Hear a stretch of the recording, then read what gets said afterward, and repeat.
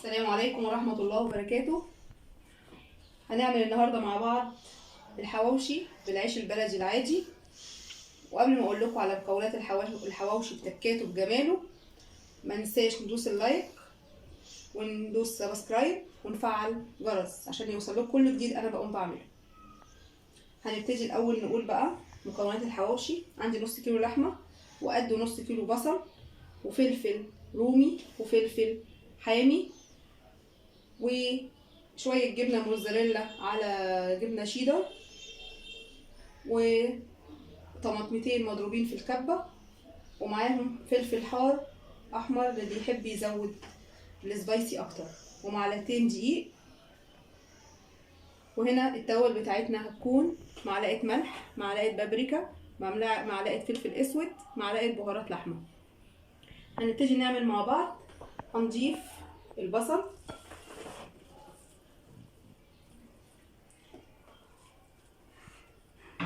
مع الفلفل الاخضر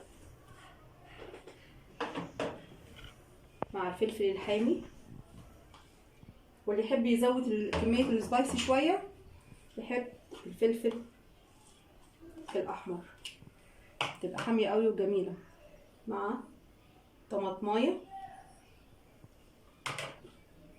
مع معلقة الدقيق مع التوابل بتاعتنا نحطها كلها ونبتدي الخلط. هنخلط كله مع بعضه لحد ما تكون خليط متجانس مع بعضه. وخلي بالنا لازم نجيب اللحمه مفرومه وش واحد بس عشان ما تبقاش ناعمه معايا. هنبتدي نخلطه كله مع بعضه لحد ما يكون لي كده خليط متجانس جميل. هخلطه وارجع لكم تاني.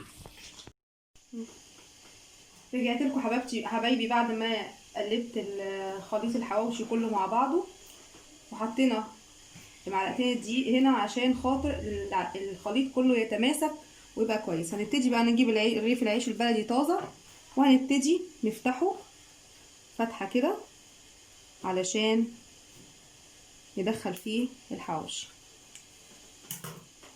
طبعا انا هنا جبت صاج مدهون زيت عشان نحط فيه العيش عشان ندخله الفرن.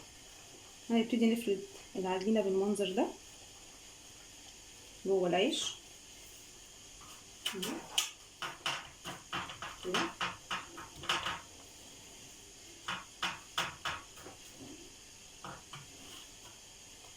الرغيف التاني انا فتحته، نحط فيه كمية الحواشي كده.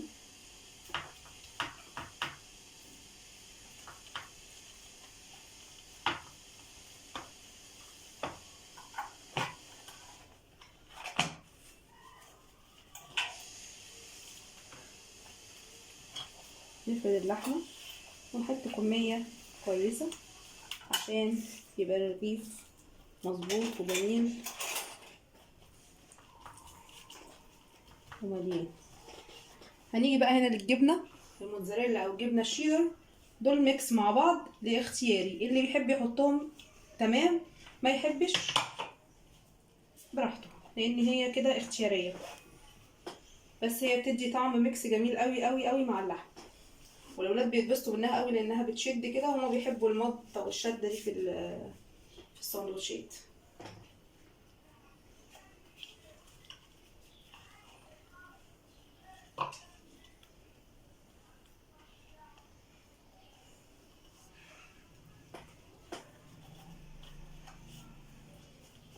ادهن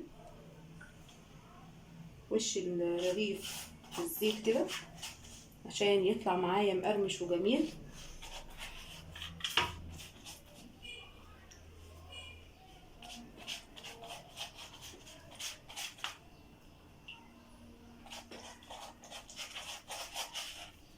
هتاكلوا بقى حواوشي ولا اطعم من كده مفيش، وانت عاملاه بايدك جميل نضيف منتهى الجمال.